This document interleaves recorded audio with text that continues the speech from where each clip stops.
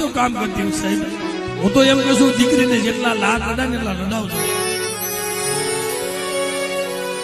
દીકરીને જેટલા લાડ લડાવાય ને એટલા બાપને ઘરે લડાવી લેજો. કારણ કે જેથી તમારું આંગણું છોડીને જાહે ને તેજીનું બધું સુખનું જાહે. અને એ ગજા ઉપર આપણને થાક લાગ્યો હોય ને દીકરી સિવાય કોઈ પૂછતું જ નથી ભાઈ. બાપા તમે થાકી ગયા છો, તમે વિહામો ખાઈ લો ને. એક દીકરીને જ વેદના થાય ભાઈ. બેટા તારા બાપુ બાપુ ભાઈ ખિસ્સામાં મેં ભરીને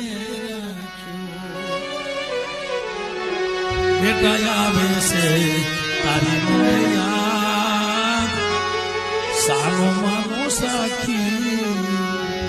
એટલે પોતાનો બાપ કહે છે બેટા મારે તને તે મને ખવડાવ્યું છે, તને કરિયાવરમાં દેવા મારી પાસે કાંઈ છે નહીં.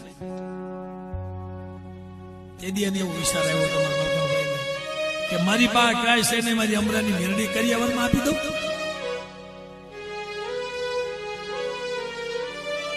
આવો વિચાર આવ્યો છે કે મને હવે તો હું મરી જાઉં.